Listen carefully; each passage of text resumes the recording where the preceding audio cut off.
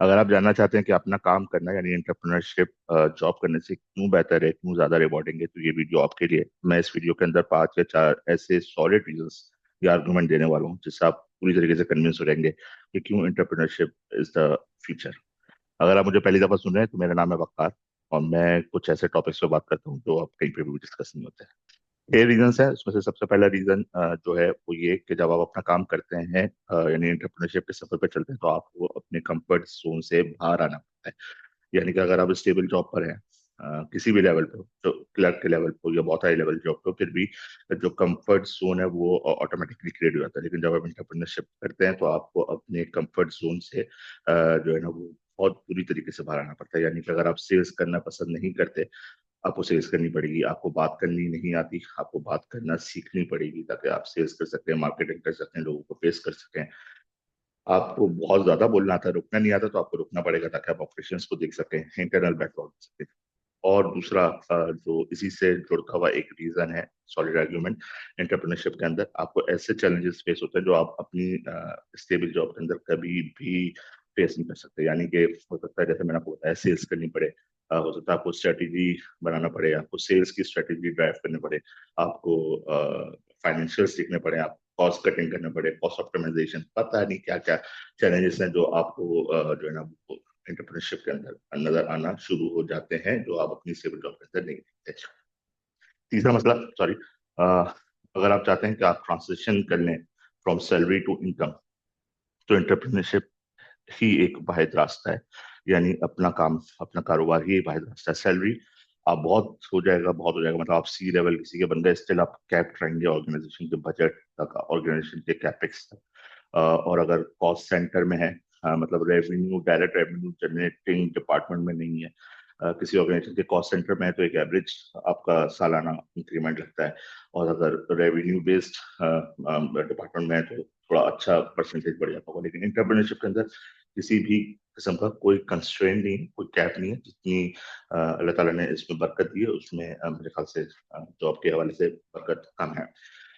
चौथी चीज, इंटरप्रेन्योरशिप आपको देती है ज्यादा कंट्रोल। किन चीजों पे कंट्रोल? आपके टाइम पे कंट्रोल आ जाता है, आपके डिसीजंस के ऊपर कंट्रोल आ जाता है, आपकी डायरेक्शंस के ऊपर कंट्रोल आ जाता है, आप वैल्यूज को कर सकते हो। अगर आप जॉब के अंदर आप ये नहीं कर सकते। अगर स्टेट बहुत अच्छा है, आपके मालिक बहुत अच्छे हैं, आपके बॉस अच्छे हैं, तो सब चीज अच्छी चलती रहेंगी। लेकिन अगर नहीं है, कल्चर सही नहीं है, लोग गलत आ गए अ, अ, जो कहें मार्केट के अंदर, तो फिर आप उनके हिसाब से ड्राइव होते हो।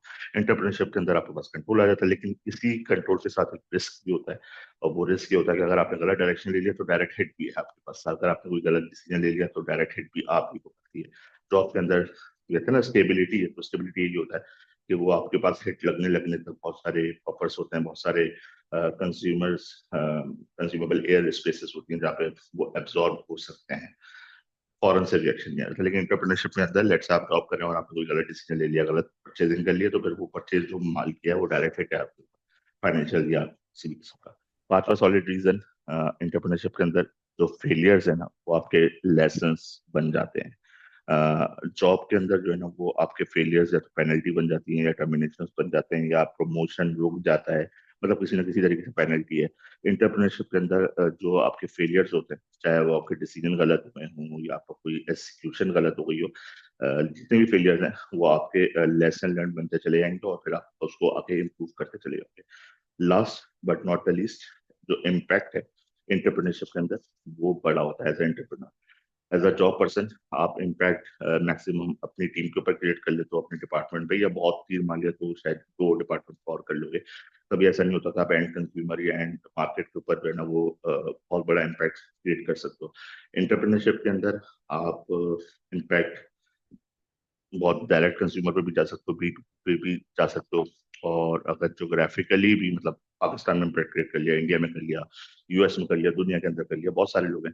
तो entrepreneurship is the only way जहाँ पर आपका इम्पैक्ट बड़ा होता है एज कम्पेयर टू जॉब।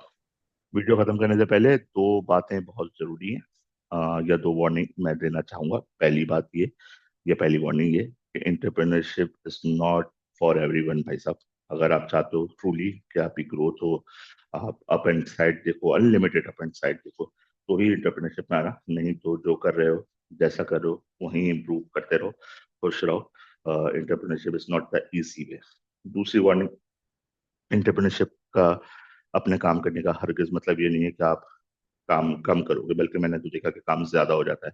लोग जॉब के अंदर, आपको मंडे टू फ्राइडे होता है, 9 से 5 होता है, या 9 से 6 हो जाता है, या 9 से 8 9 हो जाता है, लेकिन एंटरप्रेन्योरशिप के अंदर 24 घंटे लोग लग जाते हैं काम के अंदर, और छुट्टी उट्टी भी नहीं होती। तो ये अपने जहन में रखिएगा कि काम कम करना इज नॉट एंटरप्रेन्योरशिप, अपना काम करना इज एंटरप्रेन्योरशिप। तो ये 2 वार्निंग्स अपने जहन के अंदर रखिएगा। अगर आपको ये वीडियोस पसंद आ रही हैं, ये टॉपिक्स पसंद आ रहे हैं, प्लीज कमेंट के अंदर जिक्र करते हैं, ताकि मैं ऐसी बहुत सारे टॉपिक्स मेरे जहन में, बहुत सारी बातें हैं जो मेरे एक्सपीरियंस से गुजरी हैं, वो मैं शेयर कर दूं।